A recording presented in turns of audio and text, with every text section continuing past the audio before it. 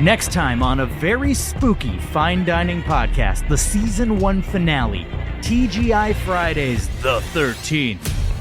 Oh, you betcha, pineapple's gonna hit the fan as Michael's son Juicy, or in this episode, Juice son Voorhees, goes on a murderous rampage, and no one is safe. It gets real spooky, it gets real bloody, and not everyone's gonna make it to the end of the episode. Who will live, who will die? Listen to Fine Dining, the search for the most mediocre restaurant in America, break down a trip to TGI Fridays based on the atmosphere, the service, and the food, and try not to be scared to death. Hear the thrilling finale of Fine Dining, Wednesday, October 25th, wherever you get your podcasts.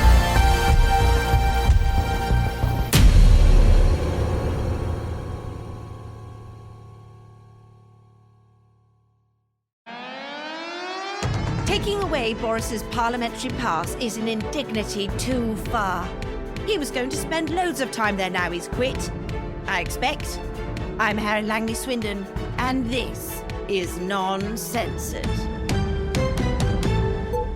Hello and welcome to Non-Censored, the podcast that wraps up all the best bits from my very real daily radio show into one easy-to-digest highlights package. I'm joined as ever by my producer, Martin. And what a show we have for you this week, eh, Martin? Oh, yes, indeed. Well, we talked to Eshaan Akbar about Beyoncé, but we couldn't ignore the big news this week, which was the Privileges Committee report into Boris Johnson. And we were joined by two people he put on his resignation honours list, Nadine Dorries and Ben Houchen, to talk about it. But we couldn't talk about this without talking to the man himself. And we are joined live right now by Prime Minister of Hearts, Boris Johnson. Prime Minister, thank you for joining us. Yes, hello, Harriet. Thank you for having me. Nice to speak to you. I did WhatsApp you, but I deleted the message because I accidentally sent you a picture of my I'm joking, of course. It wasn't an accident. I can't believe all this nonsense. All this court. You can't trust it. You can't. It is a kangaroo court. I'm saying, you're leaping around. Sort of tying me kangaroo down. Wait, you can't sing that anymore, can you? Wait, maybe you can. No, he's gone. God rest his. Well, I don't know. But look, I'm here to talk about all. This stuff, anything you want me to talk about, for as long as you want me to, so I can simply explain everything. Well, that's very good of you. Now, the Select Committee found that you misled the House and recommended a 90-day suspension. How does it feel to have your own version of events so comprehensively refuted? No, I'm sorry. If you're going to keep persecuting me like this, I'm going to end this interview right now. Well, I think that answers all the allegations quite comprehensively. Now let's move on to the reaction we got yesterday from Nadine Dorries and Ben Houchen. Now we are dealing with some breaking news here because Partygate report is out, and I would love to hear what you all think about it. Let's start with you, Ben. How do you feel about it? Right, well, thank you. Lovely to be on the show. So I've been looking at the report, and when looking at the report, I mean, I've kind of skimmed the bits that are on Twitter, because it's long. It's really long, and I'm sorry. It's very long. No, it's okay. And no one reads long things anymore. Not anymore. It's because of TikTok. Do you have a copy of the report there, Ben? I do. It's yours for 50 quid if you want it. I mean, I say it was just lying around, so I'm assuming it's okay if I can just, if you want it, you can have it. I'll get it bound for you if you like. Oh. Bound is tempting. It's tempting. Nice. Historical document, isn't it? Like the BL Tapestry or something, but, worse. But I think, yeah, sure. But ultimately, when you look at him, he got the big calls right. I think we should just move on. Some of the medium calls, not so right. Smaller calls, bad. But if there's a graph and it's the size of the call, yes, and if he got it right or wrong, the bigger the call, the more right it was. Right. And I think if you take anything away from the pandemic, it should be that if the call was big, then it was very right, I guess. But we should move on. It's over. We've got a future now, thanks to Rishi, and we should it's all water under the bridge. Brilliant. I think I've mixed my metaphors. No, I thought it made perfect sense. Well, Okay. I liked the description of the graph in particular. Thank you. I might see if I can mock that up for our listeners. That so would be. that they can. I feel like I didn't describe it well enough, but just imagine. No, it was good. It was evocative, and if Good, there's one thing good. we like on Non-Censored, it's graph chat. We do, yes. And Nadine, do you think it's time to just move on? Back in the 1950s, there was a little something called the MacArthur Park Witch Hunts, where they burned Hollywood movie stars at the stake just for having an opinion. What have we learned from that? Nearly 40 years on, absolutely nothing. It's happening again to a self-made man who came from nothing, who's a chimney sweep, for all I know. And now look where we are. Wait, but Boris Johnson, he wasn't a chimney. He didn't come Might from have been. nothing. How do you know? Were you there? No, I wasn't there. So Nadine, you're friendly with Boris Johnson, I think it's fair to say. Why are you asking me that? Have you Why are you asking spoken to him? We've communicated. Do you think he's been unfairly treated? Yes. Well, I mean, that's one opinion, but I think it's your opinion. And as a sort of amateur broadcaster, you are entitled to your opinion. Excuse me, sorry, but I'm getting paid an awful lot of money from sources that I am not allowed to divulge at this point. So actually, I'm earning an awful lot of money. There's a lot of money in TV. That Right, right. okay. I'm not sure how this actually impacts our line of questioning, Nadine. Also, is that are you drinking a small bottle of cognac there? Is that what's Producer what's Martin, going on? what you might do in your life is your business, but some of us like to have breakfast. Right. That's sorry. I didn't realise what was going on. That's Always got something to say. no haven't you? change there then. It's been a difficult morning, I think, for most people. You know, we've done a lot of reading, and it's obviously emotive. It's emotive reading that because there's a lot of words in it that mean a lot of big things. Oh, Disdain come on. is one of them. 30,000 words. No one could read all that, and no one could even write all that. Checkmate. Well, Nadine, like you're a wordsmith, aren't you? Like, how long would that take you? 30,000 words, you reckon, to bash that out in one of your books? It's an impossible number. It doesn't even exist. I don't know. That's probably 18 books, and I've written 46. Quite slim tomes, then you're dealing with. Thank you.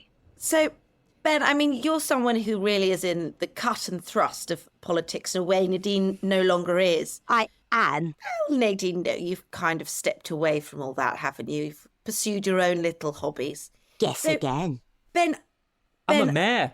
you're a mayor, exactly. So you're really in the cut and thrust of it all. Do you want a key to the city?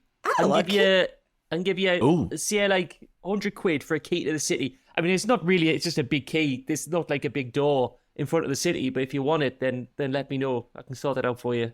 Right. Well, maybe Martin does, or maybe the show could do with one, but I don't really deal with that. sort of thing. I do like keys, and I mean, if just to go quickly back to the graph you described earlier, the bigger the key, Right. the happier I am.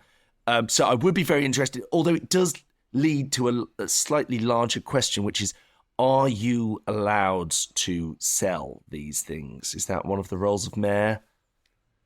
I'm just like, I see myself mainly as a mayor. You're basically a giant Timpsons. And so if you can't get some money for some big keys, what is the point? Yeah. So, like, if you want it, they're there.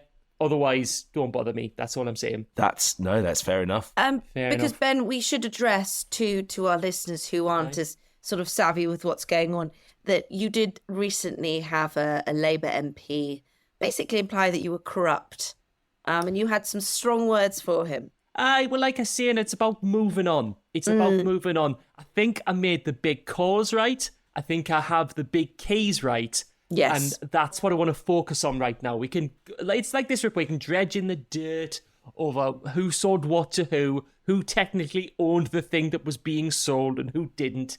But I think I can stand by my own record, and my own record is one that I keep, which ignores a lot of the stuff that I've done.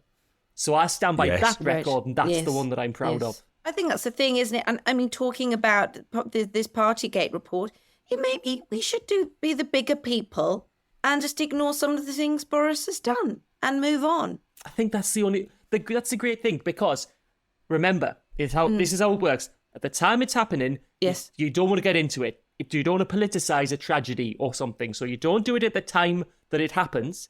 And then immediately after it happens, it's too soon. It's too soon. The dust hasn't settled. That's what you got to say. The dust hasn't settled. Then, a long time after it's happened, then you do the report. And by then, it's time to move on. Yes. So that's ideally, the report would come out before the thing has happened.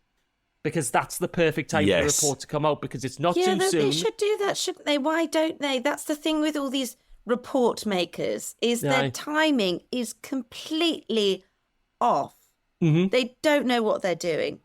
And it does make you wonder, really, doesn't it, whether you can trust them. Right. Well, I think we do have to trust the reports. I mean, just, called me a bit of a stick in the mud, but I think we do have to trust the independent inquiries that are looking into these kind of things. Well, you're right, Martin, because if we don't trust the report, what happens? We might get sort of suspended from our programme for 90 days, because that's what happens. I like it.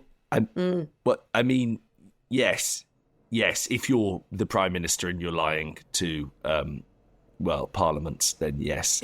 It breaks my heart, because if there's one thing that Boris Johnson, the People's Prime Minister, hates the most, it's being away from Parliament. So we've just got Boris Johnson's statement through, and he is not happy. He is not happy at all. He has some strong words for Harriet Harman. Nadine, do you know Harriet? Oh, yes, I know her. Yeah, the red menace that is Harriet Harman. You won't find anyone more left-wing than her. I mean, it wasn't just her on the committee, though, Nadine. It wasn't just her. No, but she's the main one. Everyone knows that. Just ask anyone. I've just told you, and you didn't ask me, and you did, and now I've told you. So it's true. I think, Nadine, it was actually a Tory majority on the... they say that. The group that was making the... They can say whatever they like. Trust me, she's the main one. She leads it, and it's called the Privileges Committee. And what does that tell you? That there's an awful lot of privilege there. Sometimes there can be, one main one. Like, if you look at, the Chipmunks, Alvin's, he's not officially the leader, but he's just sort of de facto the one that sort of makes them do things. So, in many ways, she's sort of like that, I guess. And he dressed in red as well, so it all comes together in the end. Bill Mate says Alvin was extremely left-wing. That's true. And do you know what? They treated Dave and I don't say this lightly, they treated him like the scum of the earth. It's not right. Well, I mean... lived in his house, didn't pay any rent. Yeah. Sang in those annoying voices. I mean, I think they were... Nadine, I'll have to ask you not to swear at small adolescent animals on this programme. You can ask me anything and I'll answer. It's not on. Children What listen about to this Rainbow? programme. Is Pets in Rainbow, or were they housemates? No, they were housemates. They were Okay. housemates. Group, But I think group of Bumble lads was a bit older, wasn't Bungle? he? Bear. Yes. Aye. He was. So he was he was sort of the older brother who, okay, that makes sense. You could say he was the sort of Harriet Harman of the house. Yes, he was, because he was always gesticulating and pontificating at people and telling them what to do. Do you know who the true hero was? It was Zippy, because he always apologised, and then next week he had not learnt a thing. And that's the true meaning of apologies. Get out of it one week, then next week carry on as normal. What a lesson to us all. Now, Nadine, what a great way to move on to the fact that you are not leaving Parliament. Mm-hmm. You said you were resigning. Now you seem to be clinging on in there. So can you shed some light on this? What's going on? Just call me Detective Nadine, because I am going to be looking into this. You see, I am demanding every last document that has my name on it. It's every WhatsApp, every text, which is like a WhatsApp, every email, which is like a WhatsApp and a text, but it's just on a computer. You can't get them on your phone. Every single one. I've asked for all of them. In fact, I've gone really deep. I've gone right to the Freedom of Implications Act and said that you have to give me everything that's got NZ in it. And it's actually really annoying because I've just received I've received a lot of emails and texts and WhatsApps in one big file. It's still downloading, and I have realised that they've sent me everything in Parliament that's ever had the word "and" in it, and which is a pain, but I will sift through it with my magnifying glass because I will get to the bottom of why I am being prevented from being a lord. Do you know, they're letting Charlotte Owens be a lord just because she can photocopy and I don't know how to do that. Right.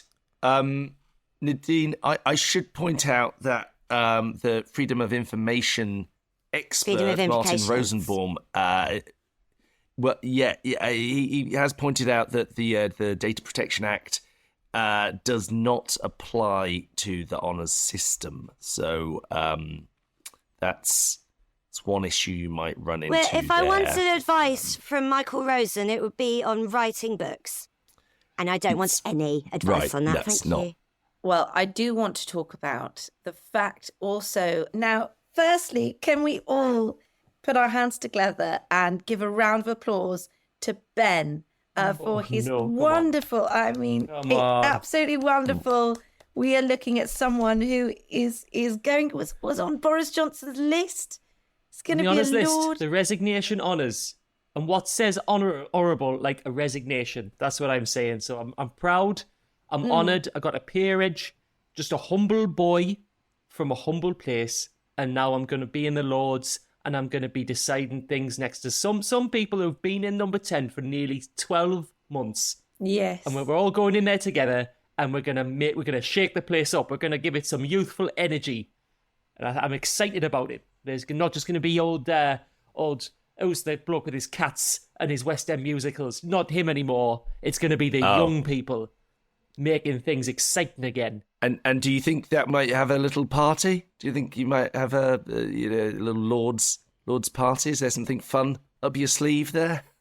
Well, get your wool sack out if they have that in the Lords, and we're going to have a party. Obviously, Nadine, you are invited, but you have spurned invitations in the past, and I think this might be similar. Do you want to come, Nadine? Oh, you're loving this, aren't you? I can see the... You're loving this.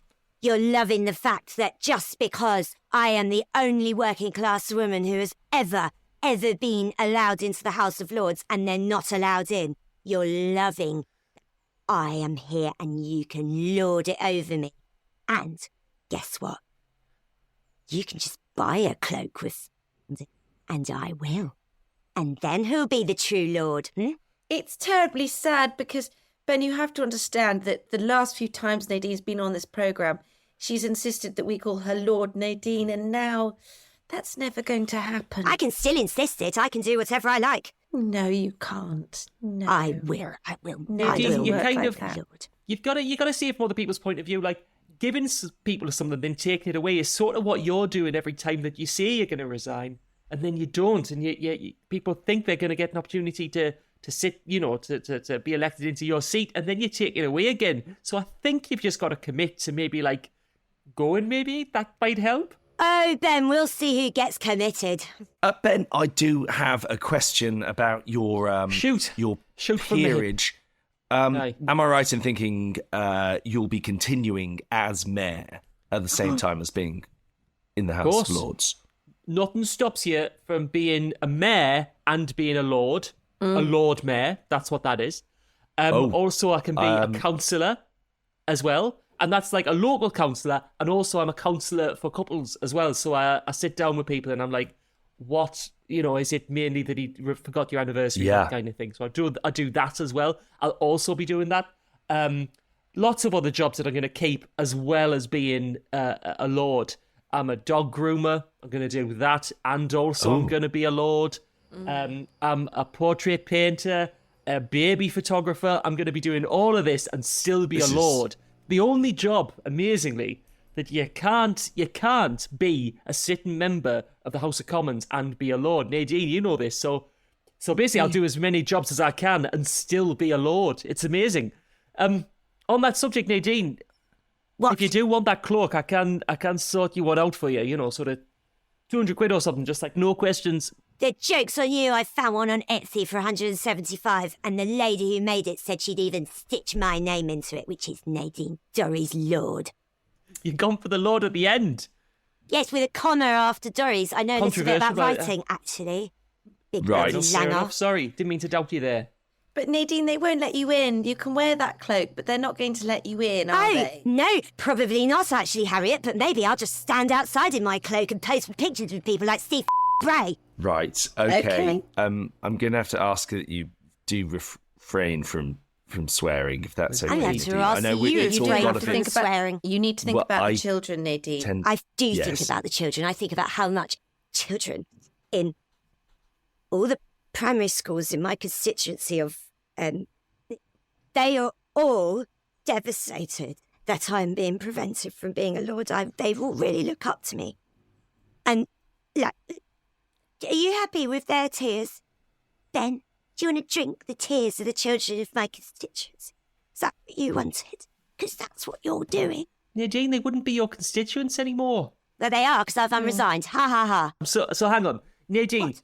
they're upset that you're staying as their MP. They're crying because of that. Yeah, you're doing this deliberately, just to be a lord. This is the way lords behave, and this is the way I wouldn't have behaved if I was a lord, because I'd have brought a little bit of working class charm and humility to it.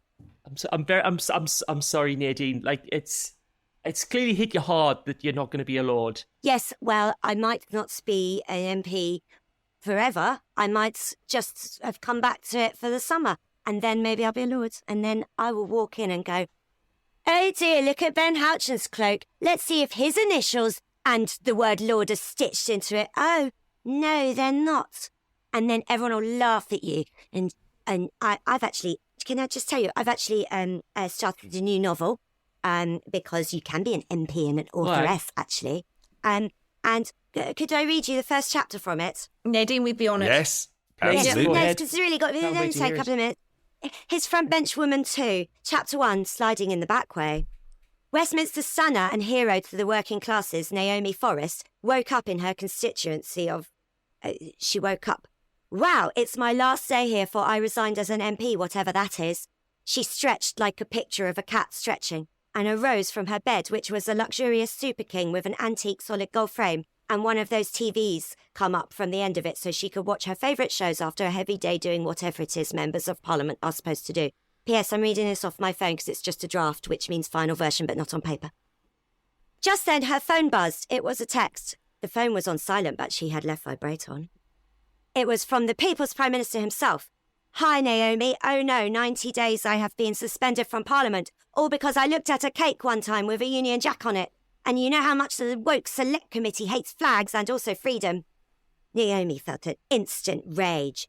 She screamed like a will able. No, no, she knowed out loud. Just because she was a sexually charged woman who had risen from poverty to not caring about poverty at all, no matter who it was happening to, she had been denied a Lord Cloak. Just because the People's Prime Minister had come from nothing and risen to the top of Britain's politicals with nothing more than several au pairs, a scholarship to Eton and a mastery of the Greek language, they hated it. Naomi only knew a handful of Greek words like feta, Athens and bonjour, but the People's Prime Minister knew up to 60 Greek words, and the British public loved him for it.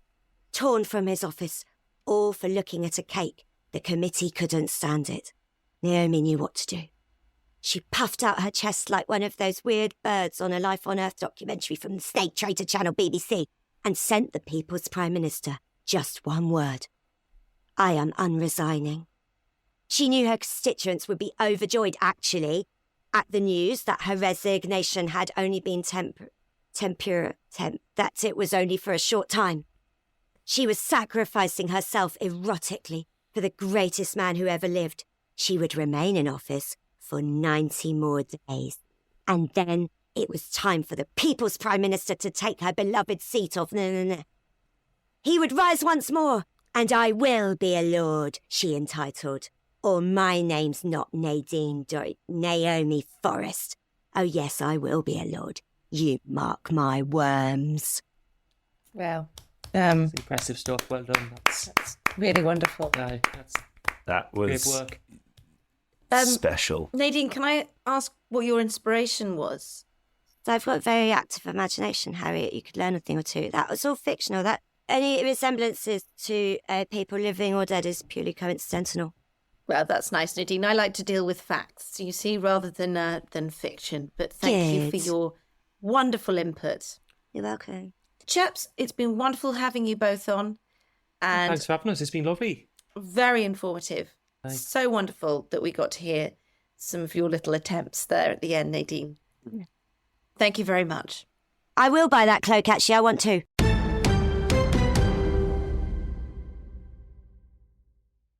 Now, before we move on to the second item, don't forget that you can email us questions at noncensoredpodcast@gmail.com.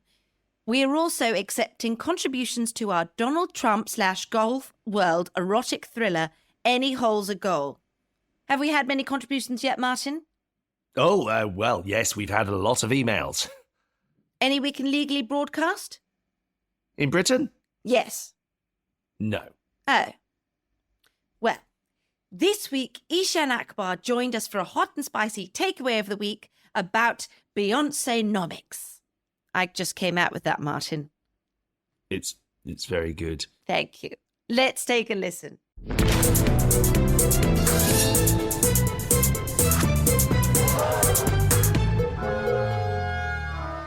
Eshaan, it's good to have you here because we didn't last week, did we? No, we didn't. And I would like to offer my unreserved apologies. Hang on, I'm going to stop you there, Eshaan, because it's important we play the ApologyWatch jingle. I'm so not sorry that it's made me feel sorry for the not apology I'm sorry about. So I'm sorry not sorry that the not nature of the sorry isn't sorry enough, or not. Carry on. Right. Well, I would like to start this week by apologising for my absence last week. There was a scheduling issue, Right? broadly in part to my preparing for my holiday, which I'm currently on in sunny Tenerife. It's very sunny and nice here, so thank you for the money. Oh, yes. So yes, I apologise for that last week, but I am back, fighting fit, raring to go, and looking forward to talking about the main hot and spicy takeaway I have this week. Well, I mean, that's very good. And, you know, we're all about forgiveness and moving on this show. I, for one, am just glad to have you back. Although I would say ApologyWatch seems to be a bit more of an in-depth investigation when it's someone else that's apologising. It does seem like perhaps we're just skirting over this one. Well, I mean, look, I think some is things there. are worth investigating in greater detail. And if we were to have, say, some sort of, I don't know, committee, perhaps they could write a report and let me yes. know if I've fallen foul of any standards expected of this show. Well, Eshaan, that's very clever because, as we know, we don't actually have to give a toss what committees actually say about anything. Yes. Anyway, let's move on to your hot and spicy takeaway of the week. I mean, there's a lot going on this week, so I'm interested to see what you've got. Well, my hot and spicy takeaway of the week this week involves my two great loves, as you know, economics and pop. You might Right, be thinking, yes. My goodness, how have you managed to amalgamate these two seemingly quite disparate interests? Well, I can't wait to hear. you might know the singer, an artist, an icon, Beyoncé. Might be familiar with her work. Yeah. Oh, yes, absolutely. No need for that. That's one of my favourite ones. Yes. Popular with some portion of the population. Oh, so much so that she is currently on a world tour, and she kicked off her tour in the country that many people tell us to aspire to, Sweden. People often look to Sweden and say, well, this is a country that we should aspire to, look at their economic standards, their standard of living, all of that stuff. Well, how about these apples? Beyoncé, starting a tour in Sweden, led to a major inflation crisis. Wow. 9.7%. Sweden reported higher than expected inflation in May. There were rising prices for hotels and restaurants. And because the world was in town to see Beyoncé, it just pushed inflation up. So my hot and spicy takeaway of the week this week is all the interest rate rises and inflationary issues we've got in the UK is simply because of pop stars and nothing else. I thought you were going to say because of Beyoncé, because I've never trusted her, you know. I never have. Well, she's one element. So Beyonce came to the UK, did part of her tour here at the Tottenham Hotspur Stadium. So they managed to fill that stadium up with some sort of silver shimmery things because they can't get their hands on a trophy, can they? Eshaan.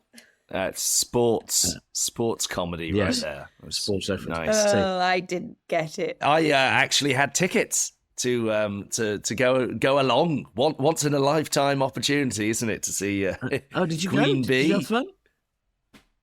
I had tickets. In the end, I was going to take the kids, but Jane, last minute figured out that she could come.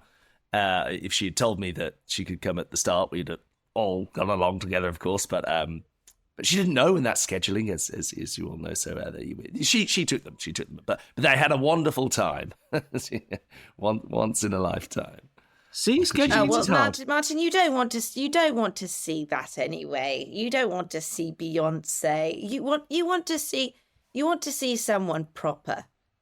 Well, I mean, she's like who? She's known as Queen like Bee. Van Morrison. Yeah, no, he is very good. I think he's quite angry a lot of the time. Not in his music, Martin. Not in his music. That's true. His music just speaks to the romance of the soul. That's true. Where Beyonce, with Van Morrison, Van Morrison, think so. He may not affect inflation the way Beyonce has done, because if we look back at some of the pop icons of the last couple of years, Lewis Capaldi. Now look, Lewis Capaldi has had a moment over the last 2 or 3 years. He, of course, had to cancel his tour because he had a SAD. Mm-hmm. He had a SAD boob there in time. There we go. Yes. Right. Mental health. It might be. Yes. Oh, got to be sympathetic to mental health again. Yes. What about physical health? Yes. I hurt my finger this morning. I burnt it when I was making some coffee. Now that is the kind of health that I see. Right. And also, not what's going on in my husband's brain. Pop stars of yesteryear. If you had a mental health issue, just bite the head off a bird. I think it was a bat and it was an accident. Ozzy Osbourne has repeatedly apologised for that. Same thing. Just bite the heads off animals or go on, 10-day binges of drugs and alcohol, like proper. Yes, a good, healthy way of working through your feelings. Yes. So Lewis Capaldi's had to cancel his tour because he's had a SAD. That's had huge inflationary pressures because people bought tickets, they booked up hotels. And of course, the big major event in pop that occurred in the UK is Eurovision. Great Britain lent out a helping hand to our allies in Ukraine, said, hey, Ukraine, we know you've got a little something going on where you are. We'll host it on your behalf. And Airbnb and hotel prices went through the roof. And restaurant prices went through the roof. And there were more cars on the road. And people were buying up more train tickets to get to Liverpool. All of that pushes interest rates up. And it all pushes inflation up. That's how economics works. I'm the economics expert. If more people buy stuff, it makes things more expensive for everyone else. Right. Interestingly, though, this could also be ascribed to being a problem of capitalism, couldn't it? Rather than just... Oh, Martin. For goodness sake. No, You love your isms, Martin, don't you? come on, none of that. Necessarily You should the change your name artists, to Martinism. Oh, that is very good. That is very good. Well, Martin, you can't argue against that kind of point. I'm not going to do that. And also because that was very funny. I'm not going to change my name. You have to admit that was very funny. Let's do a Martinism. Okay, here we go. An example of Martinism. Oh, the environment is bad. That's a Martinism. Oh, you sound just like him. You sound just like him. I think the environment... I thought it was him. I'm quite pro the environment, though, so it wouldn't be quite. I mean, I wouldn't you sound just like Eshaan's impression of you, there, Martin. Yes. Okay. Let's do another one. Yeah. So you might say, "Oh, it's a lovely day today. It's Tuesday," and a Martinism would be, "Yes, but what about capitalism?" Oh. Well, I mean, it's. But that's exactly what you said, Martin. That's exactly what you said. I think I the was just talking context is about probably how key. expensive restaurants are, but you said, oh, that might be a capitalism problem. Restaurants got nothing to do with capitalism. Oh, Right. brilliant. It's not just Oh, that the dear. market rate has gone up and therefore the system that we're living in is causing people to, pay more money. I think we should write a book of Martinisms. If people want to, I think they should submit their Martinisms.